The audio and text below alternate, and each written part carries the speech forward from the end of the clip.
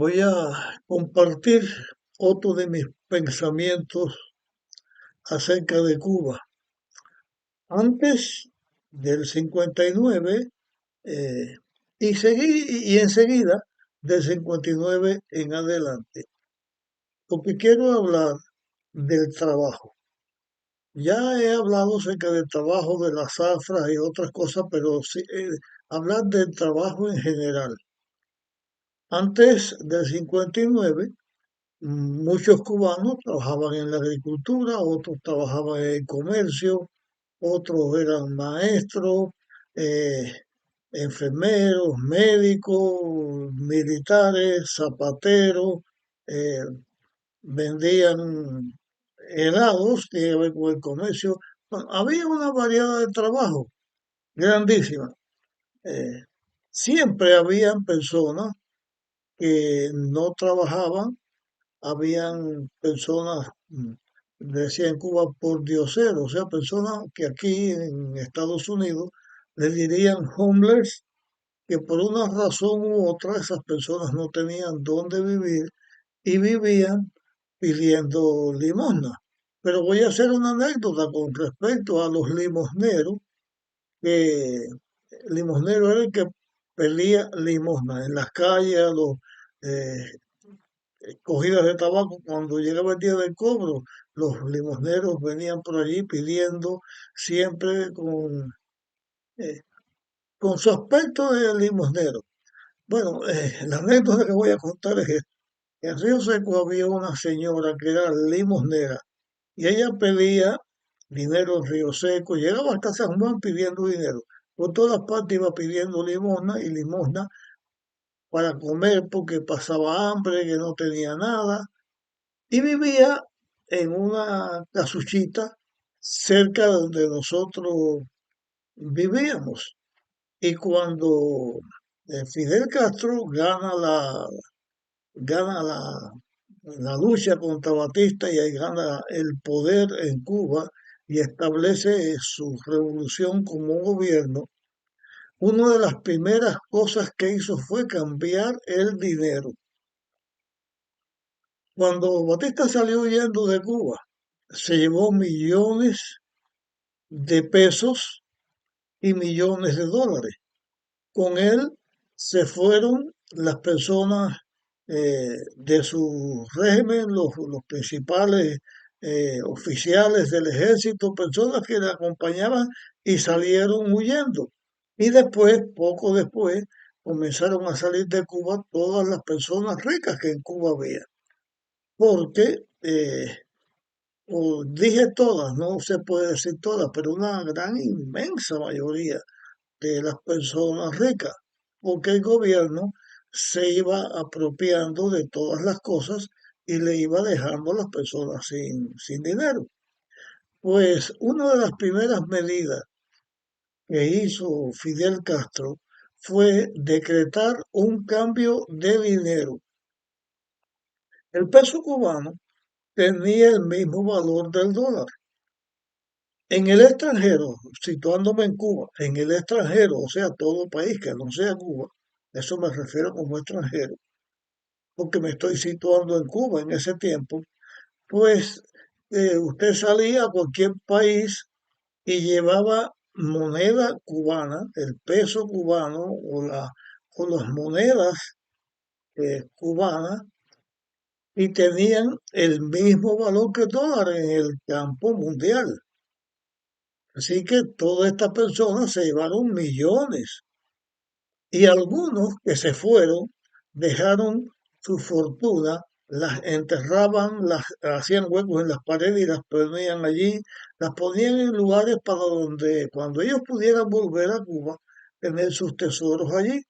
Bueno, Fidel Castro puso el cambio de moneda y al quitar la existencia del dinero cubano, de la moneda cubana, todo eso se echó a perder.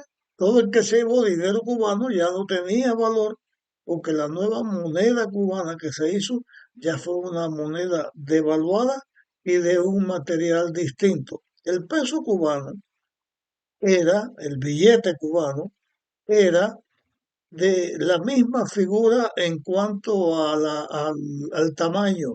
Era exactamente como un dólar, la misma medida, y así los demás billetes eran iguales. En el cambio que hubo fue una cosa completamente distinta, pero todo esto lo digo por la limosnera, esa que había pidiendo dinero.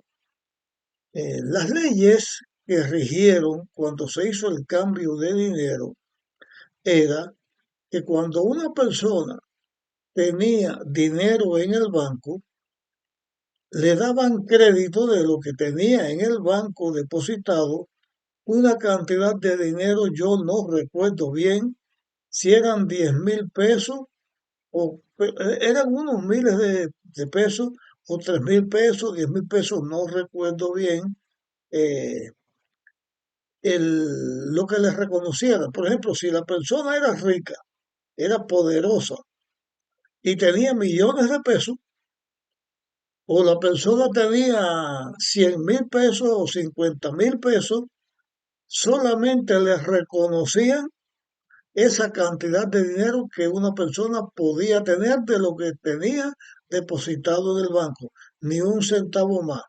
El gobierno cubano se apropió o decomisó todo el otro dinero que pasó a ser propiedad del Estado cubano. Así que de millonario a nada. Y todo el que se fue lo perdió. Pero el que tenía dinero que no estaba en el banco podía ir a cambiar dinero y eso lo podía hacer una sola vez porque tomaban constancia con firma, con lo que fuera, y ya no es que podía llegar y cambiar ahora y después volver a cambiar, sino que una sola vez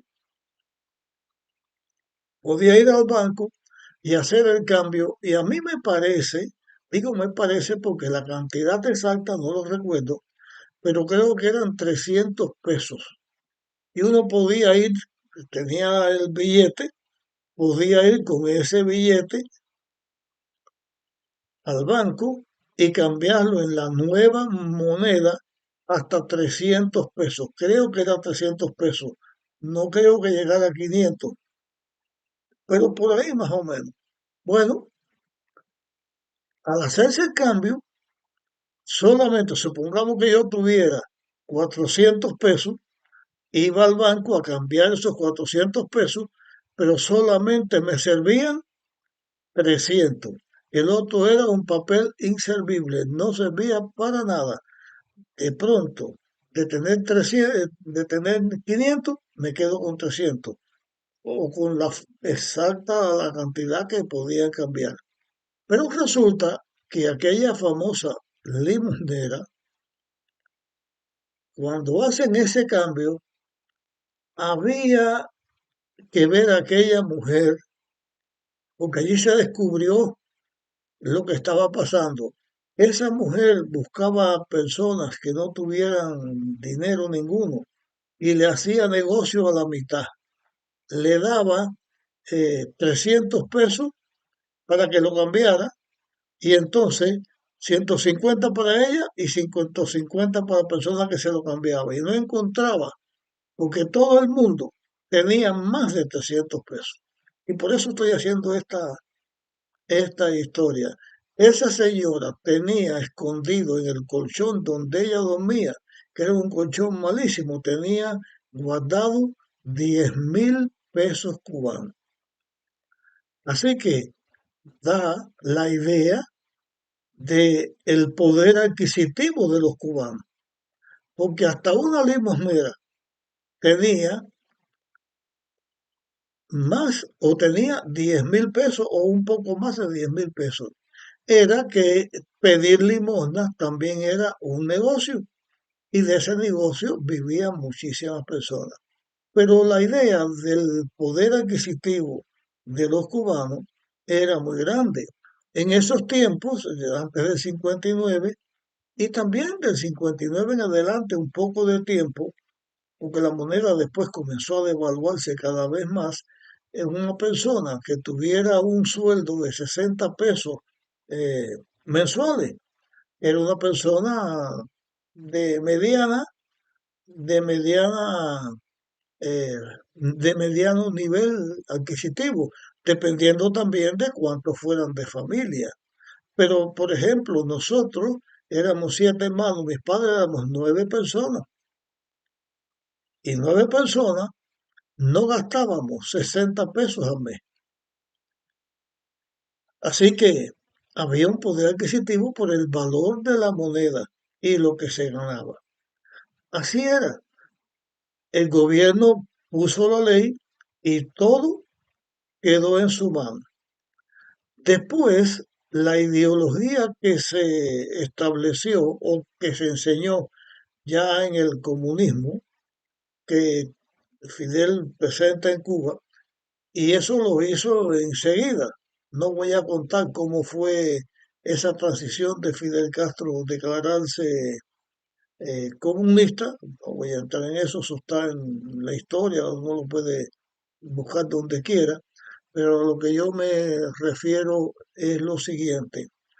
En Cuba, el ideal del gobierno era acabar con la propiedad privada. El único dueño de todo era el gobierno. El gobierno incautó todo lo que tenía que ver con el comercio, con todo, con la educación. Ya, los que se pudieron ir se fueron, eh, personas que pudieron irse en los medios que se estableció en el gobierno cubano y que permitió el gobierno cubano, porque todo eso ya lo tenía calculado el gobernante, Fidel Castro, pues el gobierno era el dueño de todo. Había personas que tenían su finca y tenían su finca para atender, pero él podía atender la finca que él atendiera, tener empleados trabajándole a él como era antes, cuando yo mismo fui eh, jornalero y trabajaba con los distintos personas que tenían los distintos campos de tabaco, él me pagaba. Pues esas cosas cambiaron. Ya el gobierno controlaba todo y si la persona tenía más tierra de lo que él podía atender, entonces era un problema, porque no podía tener personas trabajando. Se mantenía trabajando privado, o sea, privado era el que podía tener trabajo, que el dueño no fuera el Estado. Los sacerdotes católicos, por ejemplo, los pastores de distintas organizaciones, las instituciones educativas que tenían las distintas religiones. Nosotros teníamos el Colegio de las Antillas o el Seminario de las Antillas en Santa Clara, frente a la Universidad de Santa Clara. Allí teníamos el colegio y lo respetaron por un tiempo hasta que el gobierno lo incautó 2 veces. Primero lo incautó, se apropió de él y después lo devolvió. Lo devolvió y pues allí había, se estudiaba primaria, se estudiaba secundaria, se estudiaba el bachillerato, el nivel medio, lo que ya uno estudiaba el bachillerato para después pasar a la universidad, se enseñaba en el seminario y la carrera que se daba y tenía valor era la carrera de asociado en arte. Ahí cubría lo que es teología, cubría lo que son los contadores, lo que tenía que ver con los tesoreros de las instituciones, para los tesoreros que tendría la institución que era la iglesia, porque la iglesia tenía también los pastores, tenía obreras bíblicas, así que esos que se graduaban allí podían trabajar dentro de la organización que era la iglesia, la nuestra Adventista del Séptimo Día o cualquier otra iglesia, tenía su organización y tenía sus trabajadores. Aparte de eso, habían médicos que eran graduados de mucho tiempo antes del triunfo de la revolución, y estos médicos tenían consultorios privados, pero no podía emplear a nadie. Él tenía su consultorio privado y se lo permitieron hasta el tiempo de su que pudiera trabajar oficialmente. Después ya eso terminaba ahí, no se acababa eh, no- ya nadie más podía abrir consultorio o dentista. Los de la sector de la salud que tenían sus consultorios se los respetaron hasta que ellos llegaron a la edad de no trabajar más y hasta ahí llegaron, pero ninguno de los que se educó de ahí en adelante podían poner sus consultorios privados.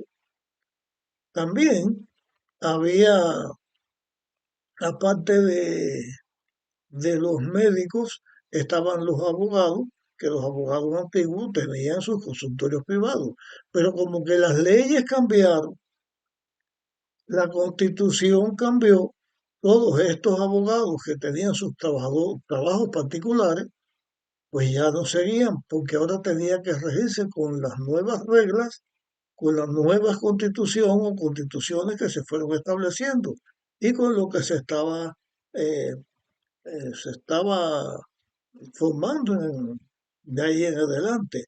Así que de esta forma el gobierno iba apropiándose de todos los trabajos. Como que ellos eran los dueños de los trabajos y los trabajadores a cuenta propia cada vez se iban extinguiendo. Por ejemplo, mi padre era comerciante, era un comerciante ambulante, porque no tenía, tuvo un tiempo una tienda fija en sociedad con otro hombre, pero eso se terminó. Pero también todas las tiendas que habían de víveres, de ropa, de zapatos, de lo que fuera, todo eso se fue terminando porque el gobierno se iba, se iba apoderando de todas esas cosas. Por lo tanto, se creó una ley que fue una ley eh, que se llamaba CTC, Central Trabajadora Cubana, y todos los que estaban buscando trabajo, pues tenían que ir a la CTC del lugar donde ellos estaban y solicitar al gobierno que necesitaban trabajar. Entonces, el gobierno empleaba a cada cual en lo que quería emplear, pero no era que yo fuera carpintero y dijera, quiero trabajar de carpintero. No, no era así, sino que si yo era carpintero o era lo que fuera, iba a la CTC, quería la planilla para llenar, para solicitar trabajo, entonces de acuerdo a los trabajos que ellos tenían disponibles, ya sea porque no le querían dar un mejor trabajo a una persona o querían darle un trabajo malo a otra persona, de acuerdo a los trabajos que ellos tenían, empleaban a esas personas. Eso trajo como consecuencia que la mayoría de las personas trabajaban en un área donde no tenía la experiencia o donde tenía que hacer trabajos que antes no podía hacer. Los trabajos de oficina, los trabajos los reservaban para las personas que estaban afines con el gobierno. En la planilla que se daba para comenzar a trabajar o solicitar trabajo, eh, comenzaba con preguntas. Yo no voy a decirle todas las preguntas que estaban, porque tampoco me las sé todas, pero sí les voy a mencionar cómo la planilla comenzaba, porque esta parte sí es la que me interesaba a mí y fue la que supe. Eh, la planilla decía de esta manera. La primera pregunta, bueno, antes de la pregunta, usted iba a trabajar en la agricultura, en lo que fuera. Usted iba a trabajar como carbonero, usted iba a trabajar como zapatero, usted iba a trabajar en la construcción, usted iba a trabajar en una oficina, donde usted fuera a trabajar. Primera pregunta, que estaba en el formulario es, ¿usted cree en Dios? Si yo ponía no, no creo en Dios, dice, vaya a la pregunta tal, y saltaba un montón de preguntas. Y ahí seguía respondiendo de acuerdo con el trabajo. La segunda pregunta era, si usted cree en Dios y decía sí, entonces la otra decía, si usted cree en Dios, ¿va a la iglesia o no va a la iglesia? Si ponía no voy a la iglesia, saltaba para adelante. Pero si decía sí voy a la iglesia, entonces decía, ¿a qué iglesia usted va? En esa iglesia, ¿qué responsabilidad usted tiene? Y ahí averiguaba si usted creía en Dios, si era un religioso practicante, si usted tenía influencia dentro de la iglesia, ahí sabían todo lo que querían saber de usted. Para las personas que creían en Dios y estaban en la iglesia, entonces para esas personas le daban los peores trabajos. Eran recolector de basura en la calle, que en Cuba eso era de los peores trabajos que se podían dar.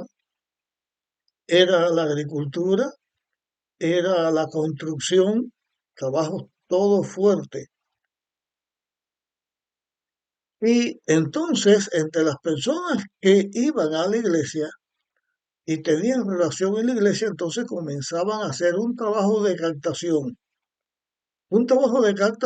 para que la persona pudiera servir de espía dentro de la iglesia, de espía del gobierno dentro de la iglesia. Y entonces a esas personas que aceptaban, pues le daban ciertos favores y podían tener eh, más flexibilidad con respecto a ir a la iglesia sin tener problemas. Los hijos que iban a la escuela, porque también a los niños le preguntaban las mismas cosas, porque ya la persona estaba controlada por el gobierno y por miedo por lo que fuera, pues no se iba. Otra situación que había con respecto a esto era que a los que estábamos de pastores o de profesores en las instituciones religiosas, trataban también de controlarnos para que fuéramos espías del gobierno. Yo eh, sé de esto porque tuve que enfrentarme a esto con varias veces, donde por todos los medios querían que yo fuera espía del gobierno, pero no era yo solo, eran los demás también. Algunos fallaron, hablando de pastores y de profesores de instituciones religiosas, algunos fallaron y aceptaron ser espías. Y ahí estuvieron, algunos se descubrieron, otros nunca se descubrieron. Voy a decir eh, una experiencia, dos experiencias personales.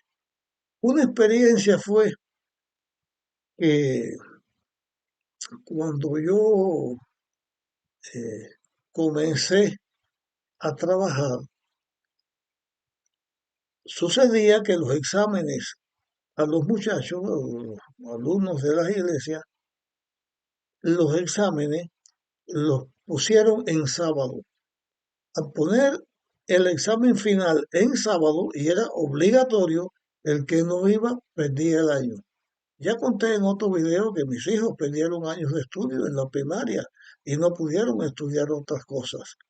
Cuando se ponían los exámenes en sábado, uno trataba de buscar los medios, uno como dirigente de la iglesia trataba de buscar la manera que le cambiaran ese examen para otro día.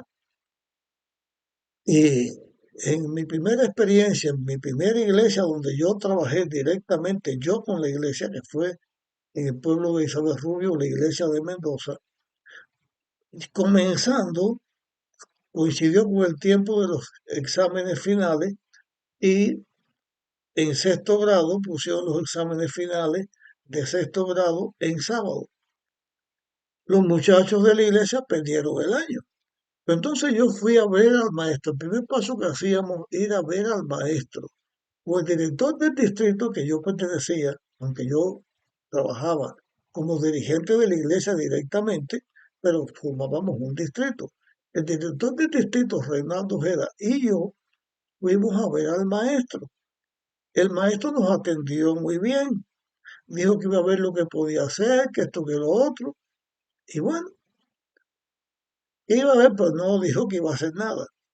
A la otra semana recibí yo en mi casa una visita de una persona que se me presenta como el subdirector,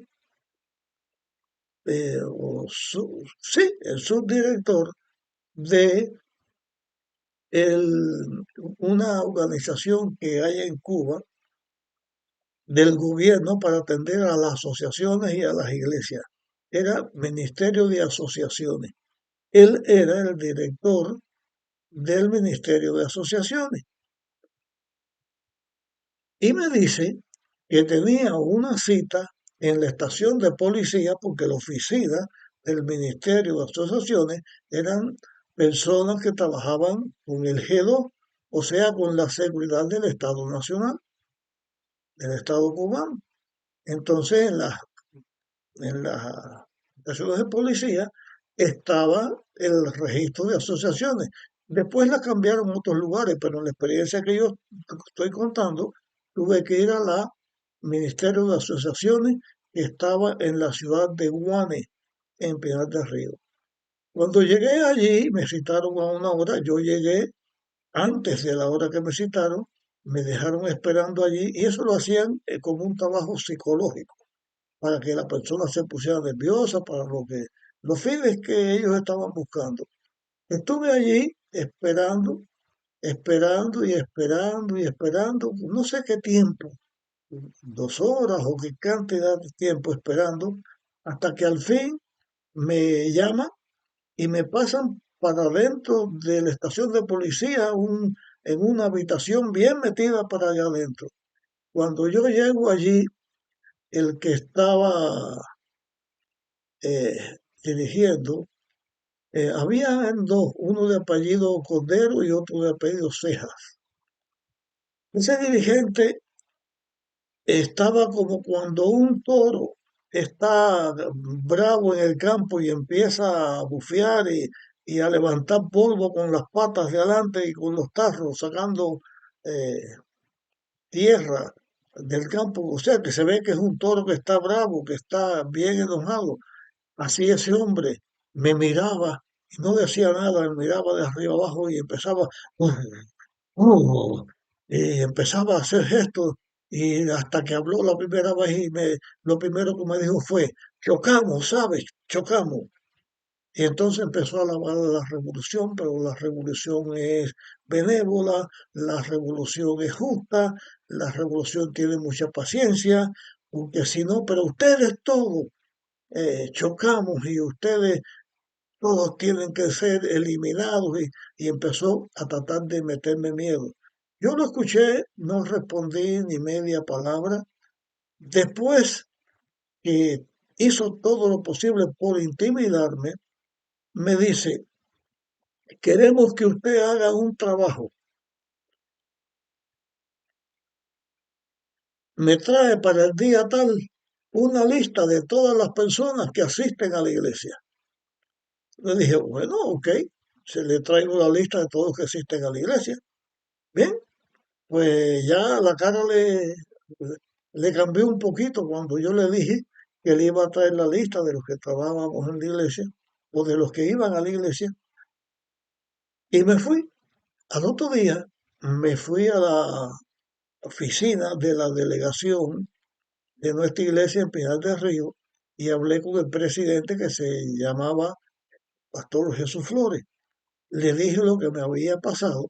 Me dijo, no, no hay problema, porque es que la iglesia tenía que dar una lista trimestralmente, el gobierno la exigía, para el mismo registro de asociaciones, En el registro de asociaciones, ellos exigían que la iglesia le diera una lista actualizada de los miembros de iglesia, porque todos, cada trimestre, a la iglesia se añadían miembros u otros por distintos motivos dejaban de estar como miembros porque moría o se mudaba a otro lugar o porque dejaba la iglesia y ellos tenían esa lista actualizada. Ellos buscaban esto para ver con quién contaban para llamarlos a que fueran eh, espías del gobierno. Me dieron la lista esa, ya yo la agarré y el día que me tocaba la entrevista, llego allí, la misma táctica de esperar y esperar, y cuando llego, el hombre con la cara grande, ¿verdad? Era un toro bravo lo que había allí, me dice, trajo lo que se le pidió. Y así como no, aquí lo tengo, mire, y le entregué la lista. Y él mira y dice, no, no, no, no, esto no fue lo que yo le pedí. Esto no fue lo que le pedí, esto nosotros lo tenemos, porque ustedes nos las dan cada 3 meses y sabemos los que son miembros y que no son miembros. Nosotros queremos que usted nos dé una relación de todos los que visitan la iglesia sin ser miembros de la iglesia. ¿Por qué razón?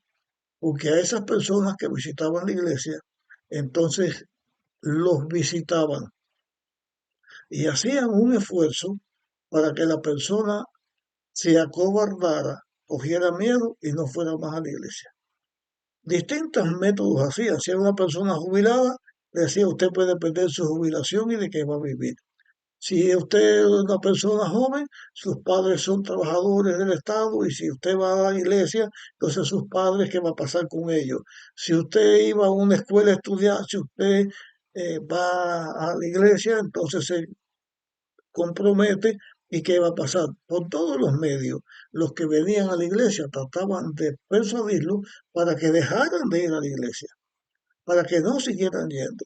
Pues cuando el hombre lee esto, se dio una encendida y dice, eso no fue lo que pedimos. Entonces trató de decirme, son todos los que visitan sin ser miembros. Dije, espérese un momentico, mire, yo le traje lo que usted me pidió. Eso otro que usted pide, yo no se lo puedo traer ni se lo voy a traer. Por la sencilla razón, por la sencilla razón de que nosotros no llevamos un registro de las personas que van a la iglesia. Si usted va a la iglesia, por ejemplo, y entra al culto, nadie le va a pedir su nombre ni su dirección. Usted va, y si usted va 20 veces, nadie se lo va a pedir. Usted quiere estudiar la Biblia, estudiamos la Biblia con usted, de acuerdo con lo que está establecido, porque tampoco se podía ir a las casas de nadie a dar estudios bíblicos. De esto voy a hablarle después un poquito más. Pero el hombre se enojó, se trató de, pero ya dejó la cosa ahí, porque ni cogí miedo, ni le cogí miedo, ni le llevé lo que pidió, porque eso no lo llevamos y no lo logró. Con ese hombre no volví a tener yo problemas, no me volvió a citar allí, que yo recuerde ahora, para ningún otro aspecto. Pero en la iglesia teníamos nosotros un chivato, un espía del gobierno que yo supe quién era. Y era amigo de él y de su esposa, era miembro de la iglesia, pero yo sabiendo ya quién era, porque la esposa, que si era miembro de la iglesia, le agarró la lista que él tenía. Mire hasta dónde esto llega a tupir la mente de la persona. Este hombre tenía una libreta donde anotaba todo lo que en la iglesia se decía y se hacía. Si se hacía un trabajo, todo lo que hacía, y él lo informaba al gobierno y ponía el nombre de persona. Pero un día la esposa se encuentra la libreta y la esconde. Yo tuve esa libreta en mi mano, me la enseñó. Yo la pasé después a los dirigentes de la iglesia, pero el hombre buscaba la libreta en su casa y busca y busca y busca y no encontraba nada. Y fíjese hasta dónde se tupe la persona cuando hace estas cosas. Que el hombre le dice a la esposa, fulana, Quiero que lleves un pedido de oración a la iglesia. Pide a la iglesia que se me ha perdido una libreta muy importante y que quiero que oren para que yo la pueda encontrar. Así que él está haciendo un trabajo en contra de la iglesia y a la vez pide que oremos para que esa libreta aparezca. Desde luego, esa libreta nunca apareció. Él siguió haciendo su trabajo, pero ya sabíamos quién era y no pudo hacer daño, aunque bueno, si voy a contar todas las anécdotas, tuve que enfrentar algo después con respecto a esto. Pero yo llego hasta aquí porque ya he hablado mucho, pero voy a seguir hablándole de este aspecto que nota cómo era la transición o cómo fue la transición de antes a después. Y vamos a seguir hablando de la famosa CTC, o sea, del trabajo, que era el gobierno el que controlaba todo esto. Bueno, hasta aquí llegamos en esta ocasión.